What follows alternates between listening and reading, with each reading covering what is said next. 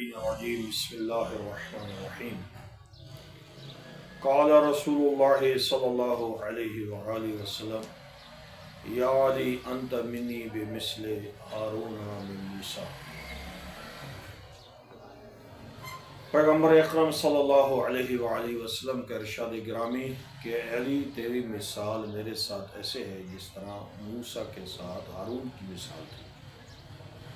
یہ حدیث مبارکہ بخاری شریف میں بھی اور بہت ساری حدیث کی کتابوں میں بھی، اہل تشیع کی اور اہل سنت کی مستند حدیث کی کتابوں میں اور بڑی کتابوں میں اس حدیث میں جگہ پائی ہے۔ ہمارا موضوع چل رہا تھا کہ رسول اللہ کے بعد اگر خلافت علی کا حق تھی تو علی نے جنگ کیوں نہ کی؟ پہلی بات تو یہ ایک عقلی سی بات ہے، ہم اس پیغام میں بتانا یہ چاہتے ہیں کہ کیا علی علیہ السلام کا جنگ کرنا یہ معیار ہے؟ یعنی جس کے ساتھ علی جنگ کرے تو پھر کیا امت کو فیصلہ کرنا ہوگا کہ وہ صحیح رستے پر نہیں ہے؟ اگر علی جنگ کرتے تو پھر کیا آپ کا فیصلہ ہوتا؟ امت اسلامیہ سے میں سوال کرتا ہوں، اگر علی جنگ کرتے تو آپ کا کیا فیصلہ ہوتا؟ واقعاً آپ اس مولا کے موقف کو آپ حق پر معمول کرتے، حق سمجھتے آپ؟ تو پھر غور کرنا چاہیے امت مسلمہ کو کہ جن کے ساتھ علی نے جنگ کی ہے کیا آپ نے ان کو چھوڑ دیا ہے؟ پھر اگر علی کا جنگ کرنا معیار ہے تو علی نے کتنے لوگوں کے ساتھ جنگیں کی ہیں اور عملی طور پر بتایا ہے، اور یہ بھی مانتے ہو کہ واقعاً علی ان جنگوں میں حق پر تھے، تو پھر جب حق پر تھے تو پھر علی کے مخالفین کو چھوڑ کیوں نہ دیا؟ اس کا مطلب ہے کہ یہ ایک مفروضہ ہی ہے کہ اگر علی جنگ کرتے تو یہ ہوتا تو وہ ہوتا۔ علی نے جن کے ساتھ جنگ کی ہے کیا ان کو آپ نے چھوڑ دیا ہے؟ نہیں۔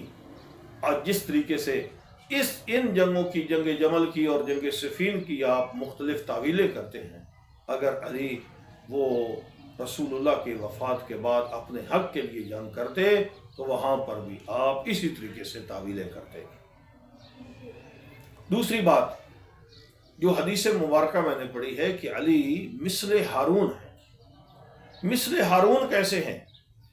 علی نے حضرت ہارون کی طرح، حضرت ہارون کی مثل، وہ جنگ نہیں کی، لوگوں کو وہ اس طریقے سے ابھارا نہیں ہے اور وہاں پر کوئی ایسا اقدام نہیں کیا، کیونکہ قرآن کریم کہتا ہے حضرت موسیٰ جب کوہ طور سے واپس آئے تو دیکھا کہ ساری کی ساری قوم گمراہ ہو چکی ہے اور حضرت ہارون کو قوم چھوڑ چکی ہے۔ اس وقت حضرت موسیٰ نے حضرت ہارون سے سخت کلامی کی کہ آپ کے ہوتے ہوئے پوری قوم بچڑے کی پرستش میں مبتلا ہو چکی ہے، وجہ کیا ہے؟ آپ کیا کرتے رہے ہیں؟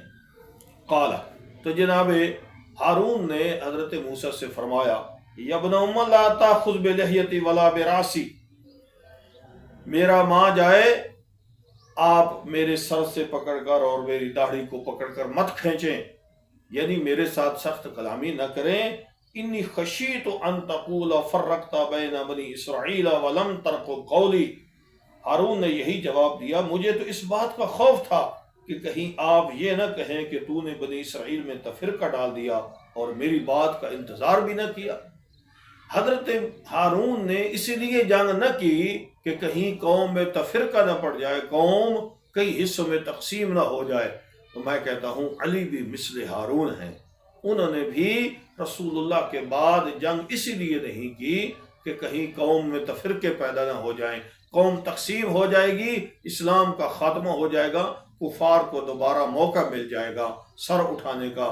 اس لیے علی نے اپنی لٹتی ہوئی خلافت، لٹتے ہوئے فدق پر تو صبر کر لیا، لیکن اسلام میں رخنہ نہیں ڈالا۔